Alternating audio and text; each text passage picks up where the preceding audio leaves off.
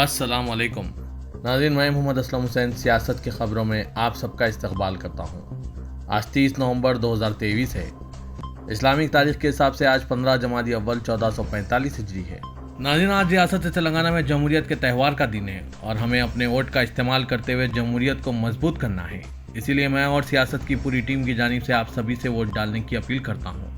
अपने हक राय दही से इस्तेफादा हासिल कीजिए। पेश है आज की कुछ अहम खबरें। आज जुमेरात की सुबह तेलंगाना के तमाम 119 असेंबली हलकों में वसी इंतजामात के दरमियान पोलिंग का आगाज अमल में आया। वोटिंग सुबह 7 बजे से शुरू हुई, जो शाम 6 बजे तक जारी रहेगी।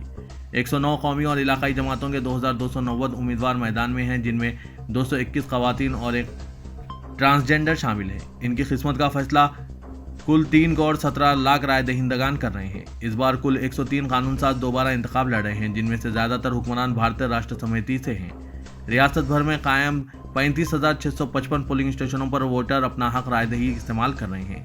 आज सुबह 7 बजे से ही पोलिंग बूथ पर अवाम की कसीर तादाद नजर आ रही है। लोग कतार में खड़े रहकर अपने हक रायदही का इस्तेमाल कर रहे हैं। शहर हैदराबाद के कई एक अहम शख्सियतों ने सुबह की अव्वलीन सातों में अपने हक रायदही से इस्तेफादा हासिल किया, जिनमें न्यूज़ एडिटर सियासत जनाब आमिर अली खान ने भी अपने वोट का इस्तेमाल किया। Director general police Anjani Kumar भी अपने अहलिया के हमरा वोट डालने पहुंचे और अपना वोट डाला। तेलंगाना में पहली बार माजूर अफराद और 80 साल से ज्यादा उम्र के वोटरों को घर घर वोटिंग की सहूलत भी फराहम की गई। वज़ीर-ए-आज़म नरेंद्र मोदी ने आज जुमेरात की सुबह तेलंगाना के अवाम पर जोर दिया कि वो 119 रुकनी रियासती असेंबली के इंतखाबात में रिकॉर्ड तादाद में वोट डालें।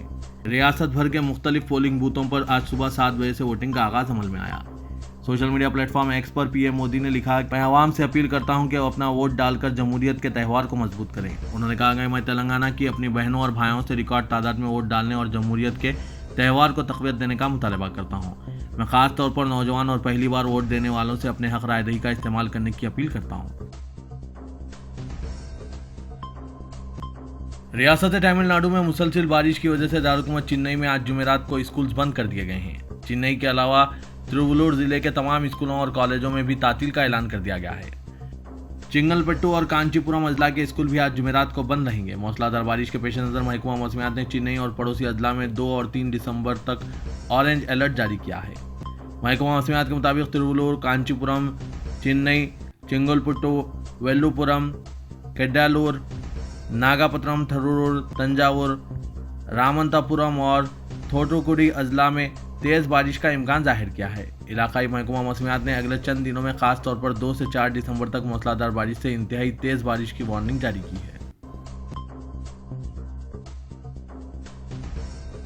मुल्क भर में नफरत अंगेज तकारीर के बढ़ते हुए वाक़यात और हुजूमी तशद्दुद के मामलात को रोकने के लिए सुप्रीम कोर्ट की हिदायत के मुताबिक कार्रवाई न करने पर गुजरात, केरला, नागालैंड और तमिलनाडु हुकूमतों को नोटिस जारी की गई है। सुप्रीम कोर्ट ने इन रियासतों से कहा है कि वो बताएं कि उन्होंने नोडल ऑफिसर का तकर्रुर क्यों नहीं किया। इससे कबल मरकजी हुकूमत ने सुप्रीम कोर्ट में स्टेटस रिपोर्ट दाखिल करते हुए बताया कि 28 रियासतों ने अपनी अपनी रियासतों में नोडल अफसरों का तकर्रुर किया है।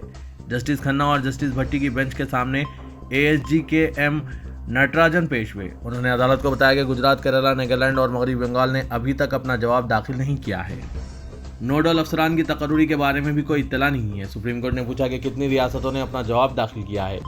इस दरमियान बंगाल हुकूमत ने अदालत को बताया कि इसने नोडल अफसर मुकर्रर किया है। इस पर अदालत ने सख्ती से कहा कि फिर इसका जिक्र हलफनामे में क्यों नहीं है, जिस पर बंगाल के वकील ने कहा कि यह हाल ही का मामला है, जबकि हलफनामा पहले तैयार हो चुका था।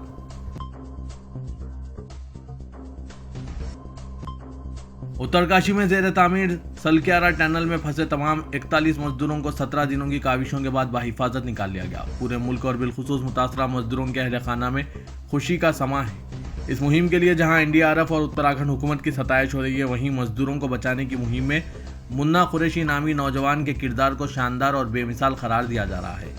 मुन्ना कुरैशी का खास चर्चा हो रहा है। मुन्ना कुरैशी इस रेट माइनिंग टीम का हिस्सा है, जिसे आखिरी लम्हों की खुदाई की जिम्मेदारी सौंपी गई थी। इस टीम की क़यादत वकील हसन कर रहे थे, जबकि टीम में मुन्ना कुरैशी के अलावा फेरोज कुरैशी, नासिर खान, मुन्नू कुमार, जेतन, देवेंद्र कुमार, इरशाद अंसारी, राशिद अंसारी, नसीम मलिक और सौरभ शामिल थे। मुन्ना कुरैशी वो पहले शख्स थे जो मंगल की शाम 7:05 पर सुरंग के अंदर फंसे लोगों तक पहुंचने और इनका खैर मकदम किया। उन्होंने बताया कि इन लोगों ने मुझे चूमा, खुशी से नारे बुलंद किए और मेरा शुक्रिया अदा किया। 29 साल मुन्ना कुरैशी दिल्ली में एक कंपनी में रेड होल माइंस के तौर पर काम करते हैं। ये कंपनी सीवरेज और पानी की पाइपों की सफाई का काम भी करती है।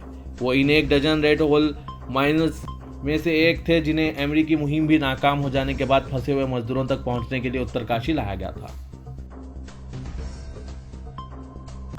गुजरात हाईकोर्ट ने लाउड स्पीकर पर अजान और इबादत के खिलाफ दाखिल की गई एक पिटीशन को न सिर्फ मुस्तरद कर दिया बल्कि पिटीशन दाखिल करने वाले बजरंग दल के लीडर को सख्त तनकीद का निशाना बनाया और इसे आईना भी दिखाया।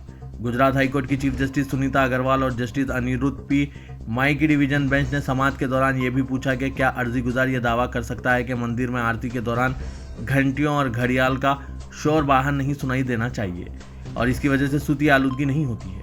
अदालत ने अजान के सबब सूती आलूदगी के दावों को मफरूजा करार दिया और कहा कि इस तरह की पिटीशन समाज में सिर्फ नफरत को फरोग देती है। वाजरे के बजरंग दल लीडर शक्ति सिंह झाला की तरफ से दायर अर्जी में दावा किया गया था कि लाउड स्पीकर के जरिए अजान से हो रही सूती आलूदगी शहरियों की सेहत को मुतासिर करती है, खासतौर पर बच्चों की, और सुबह सुबह जहनी परेशानी का सबब भी बन रही है। ताहम हाईकोर्ट ने कहा कि ऐसी कोई बात हमारे सामने नहीं आई और ना इसकी कोई साइंसी बुनियाद है।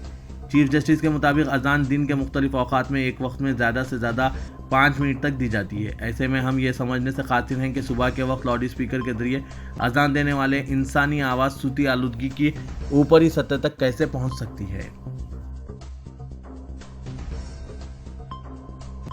मरकजी वज़ीर दाखिला अमित शाह ने कोलकाता में पार्टी की रैली से खिताब करते हुए ये ऐलान किया कि अब बंगाल समेत पूरे मुल्क में CAA यानी शहरियत तरमीमी कानून नाफिज करने का वक्त आ गया है। उन्होंने कहा कि यह कानून नाफिज करने से अब इन्हें कोई ताकत नहीं रोक सकती। वो ये कानून नाफिज करके मुल्क से घुसपैठियों को भगाएंगे। उन्होंने बंगाल के अवाम से अपील की कि रियासत की 40 लोकसभा सीटों में से कम 35 सीटों पर फतेहयाब करके बीजेपी को तीसरी मरतबा इख्तिदार में पहुंचाए। अमित शाह ने अपनी तकरीर के आगाज़ में तक़सीम हिंद से कबल मुस्लिम लीग के डायरेक्ट एक्शन प्लान का जिक्र करते हुए कहा कि बंगाल हिंदुस्तान की तारीखी सरजमीन है। यहाँ से हर दरअंदाजी को ख़त्म किया गया और अब हम ये काम करेंगे और पूरी ताकत से करेंगे। अमित शाह ने असेंबली से शुभंदा अधिकारी की मुअत्तली पर तनकीद करते हुए कहा कि ममता बनर्जी अपोजिशन की आवाज़ को खामोश कराने की कोशिश कर रही है, मगर वो बंगाल के अवाम की आवाज़ को खामोश नहीं करा सकती। मगरबी बंगाल की वज़ीर आला ममता बनर्जी ने उत्तरकाशी के सलक्यारा में सुरंग बचाव के काम में मुस्लिम कारकुनान की पुरजोश और नतीजा खैज शमूलियत पर मोदी हुकूमत को आईना दिखाने की कोशिश की। उन्होंने कहा कि बीजेपी अक़लियती तबके के खिलाफ जहर फैला रही है, लेकिन सुरंग में फंसे मजदूरों को बाहर निकालने की कार्रवाई में इसी तबके के कारकुनान ने ताउन किया। उन्होंने बचाव कार्रवाई में ताख़ीर के लिए बंगाल असेंबली में वज़ीर आज़म मोदी पर तनकीद की। उन्होंने दावा किया कि अक़लियती तबके से ताल्लुक़ रखने वाले कारकुनों ने सुरंग में फंसे कारकुनों को बचाया। ममता बनर्जी ने कहा कि जिन लोगों ने बचाया वो सब अक़लियती नौजवान हैं। ये याद रखेंगे, ये जज्बा किसी गैर मुल्की का नहीं हो सकता। मंगल की शाम उत्तरकाशी में सलक्यारा सुरंग से 41 मजदूरों को बचाया गया, जिससे 17 दिनों की बेचैनी खत्म हुई। इनमें बंगाल के 3 कारकुन भी शामिल हैं। ख्याल रहे कि 800 मिलीमीटर के पाइप के अंदर बैठकर पत्थर और मिट्टी को हटाकर 24 घंटे के अंदर 12 मीटर की सुरंग खोदने वाले 2 मुस्लिम कारकुनान की मुल्क भर में तारीफ हो रही है।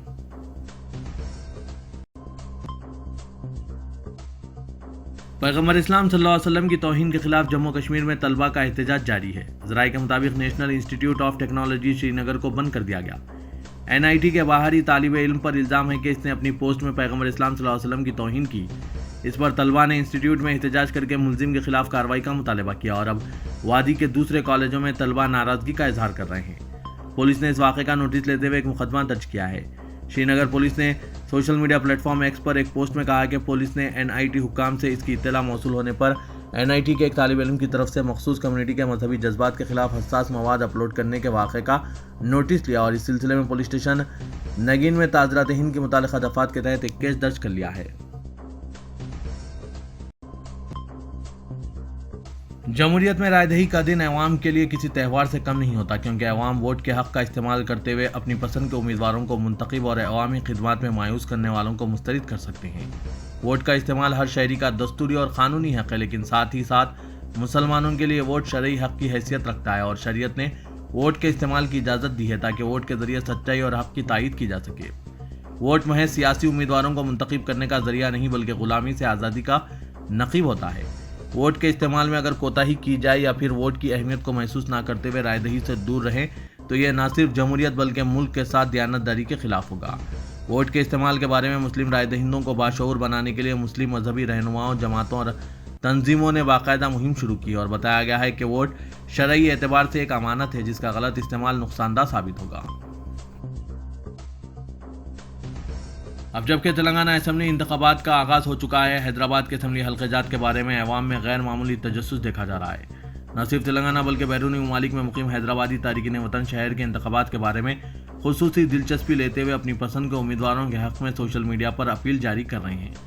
एक तरफ राय दहिंदों में नताइज से मुतालिक मुख्तलिफ क़यास आराइयाँ जारी है तो दूसरी तरफ सट्टा बाजार काफ़ी गर्म है। यूं तो रियासत में आइंदा इख्तिदार किस पार्टी का होगा इस बात को लेकर सट्टा बाजार में सरगर्मियां तेज़ हैं, तो दूसरी तरफ हैदराबाद के असेंबली हल्क़ेजात, मलकपेट, नामपल्ली, जुबली हिल्स, याकूतपुरा और चार मीनार के बारे में सट्टा बाजार की पेशकशियाँ मुख्तलिफ है। अवाम के रुझान के एतबार से सट्टाबाजों ने इन हल्क़ेजात के बारे में ज़ायद रकम का ऑफर करते हुए सट्टे बाजार की सरगर्मियों को उरूज पर पहुंचा दिया है। गुज़िश्ता 2 हफ्तों के दौरान इंतखाबी मुहिम में कई गैर मामूली तब्दीलियां देखी गई और पुराने शहर के असेंबली हल्क़ेजात, मलकपेट, चार मीनार और याकूतपुरे में तब्दीली की लहर ने न सिर्फ रायदही बल्कि नताइज के बारे में अखबारात और सोशल मीडिया पर क़यास आराइयों और रिपोर्ट्स का आगाज़ कर दिया है। यूं तो इलेक्शन के बारे में नताइज को लेकर सट्टा बाजार हमेशा सरगर्म रहा है और आमतौर पर ऐसे उम्मीदवारों पर ज़्यादा रकम लगाई जाती है जिनकी कामयाबी के इम्कानात रोशन हों।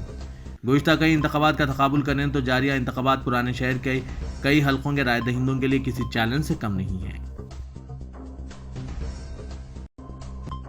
बीआरएस के कौमी सरबराह व वज़ीर आला के चंद्रशेखर राव गजवेल में इंतखाबी मुहिम के अख्तिताम के बाद फौरी तौर पर अपने फार्म हाउस पहुंच चुके हैं। कल रात से ही वो पोल मैनेजमेंट पर अपनी सारी तवज्जो मरकूज़ कर चुके हैं। मौसूख ज़राए से पता चला है कि चीफ मिनिस्टर पार्टी के चंद अहम कायदीन के अलावा माहिरीन से मुख्तलिफ उमूर पर मुशावरत कर रहे हैं।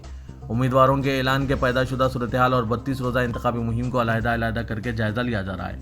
बाज़ इलाकों में मौजूदा अरकान असेंबली के खिलाफ अवामी नाराज़गी, फलाही स्कीमात से इस्तेफादा करने वालों की जमात, महरूम रहने वालों की बरहमी, रायदही के दिन 30 नवंबर को राय दहिंदों को पोलिंग मराकज़ तक पहुँचाने की हिकमत अमली, ब्लॉक लेवल के कैडर को पहुँचाए जाने वाले पैगाम पर खास तवज्जो दी गई। खास तौर पर पार्टी उम्मीदवारों को चौकन्ना रहने की हिदायत दी गई है। लम्हे आखिर तक राय दहिंदों से तालमेल बरकरार रखने, ज़्यादा से ज़्यादा वोट बीआरएस उम्मीदवारों के हक में जाए इस पर भी तवज्जो देने की हिदायत दी गई है। रायदही के तनासुब में इजाफा करने, दूर दराज इलाकों में रहने वाले राय दहिंदों को पोलिंग मराकज़ को मुंतकिल करने की हिकमत अमली तैयार की गई। जमहूरी अमल की खास बात यह है कि अवाम को हर 5 साल में एक मौका रहता है कि वो अपनी पसंद के उम्मीदवारों के इंतखाब को यकीनी बनाएं और कानून साज इदारों में अपनी नुमाइंदगी में इजाफे के इक़दाम करें। अपनी जानिब से वोटर्स कोशिश करते हुए अपनी राय और आवाज़ को कानून साज इदारों तक पहुँचाएँ। हर 5 साल में यह मौका वोटर को दस्तियाब होता है और इस पर किसी का दबाव असरअंदाज नहीं हो सकते।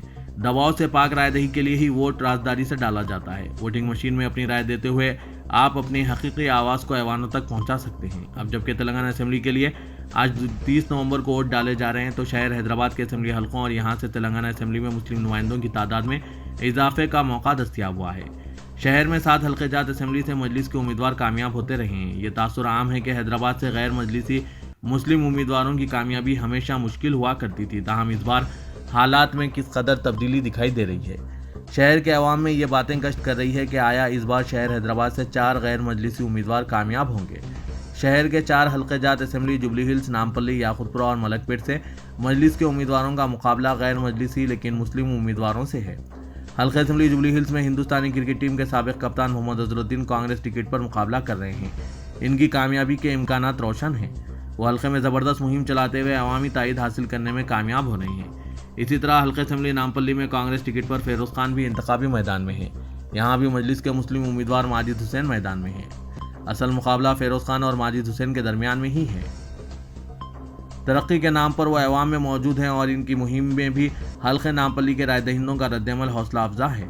इसी तरह एक और मुस्लिम उम्मीदवार हल्के मलकपेट में कांग्रेस टिकट पर मैदान में है। शेख अकबर को कांग्रेस ने मैदान में उतारा है। कांग्रेस के 3 मुस्लिम उम्मीदवारों के अलावा हल्के असेंबली याकूतपुरे में भी दिलचस्प मुकाबला है। मजलिस बचाओ तहरीक के तर्जुमान अमजदुल्ला खान खालिद पहली मरतबा असेंबली इंतखाब के लिए मैदान में आए हैं। अमजदुल्ला खान खालिद पुराने शहर में एक हरकियाती शख्सियत और अवाम की खिदमत का रिकॉर्ड रखने वाले कायद की हैसियत से देखे जाते हैं। भारत राष्ट्र समिति की लीडर के कविता ने आज जुमेरात की सुबह तेलंगाना असेंबली इंतखाबात के लिए अपने वोट डाला और शहरी वोटरों से अपने हक राय दही का इस्तेमाल करने की अपील की। उन्होंने आज हैदराबाद के बंजारा हिल्स इलाके में डेव पब्लिक स्कूल के पोलिंग स्टेशन पर अपना वोट डाला। खासकर नौजवानों और ख़वातीन से कहा कि मैं आपसे मुखलिसाना अपील करती हूं कि मेहरबानी करके आएं और वोट दें। आज छुट्टी नहीं है, ये जमहूरियत में हिस्सा लेने और मजबूत करने का दिन है। कविता ने पोलिंग स्टेशन से बाहर आते हुए ANI से बात करते हुए ये बताया। टॉलीवुड के मशहूर अदाकार अल्लू अर्जुन ने आज जुमेरात की सुबह हैदराबाद के जुबली हिल्स इलाके में तेलंगाना असेंबली इंतखाबात में अपना वोट डाला। अदाकार BSNL मरकज पोलिंग बूथ नंबर 153 में अपना वोट डालने के लिए कतार में खड़े देखे गए। अल्लू अर्जुन ने सफ़ेद टी-शर्ट और सियाह पतलून पहनी हुई थी। काबिल जिक्र बात यह है कि जुमेरात की सुबह तेलंगाना के तमाम 119 असेंबली हलकों में वसी इंतजामात के दरमियान पोलिंग शुरू हुई। वोटिंग सुबह 7 बजे से शुरू हुई और शाम 6 बजे खत्म होगी। 109 कौमी और इलाकाई जमातों के 2290 उम्मीदवार मैदान में हैं, जिनमें से 221 खवातीन और एक ट्रांसजेंडर शामिल हैं।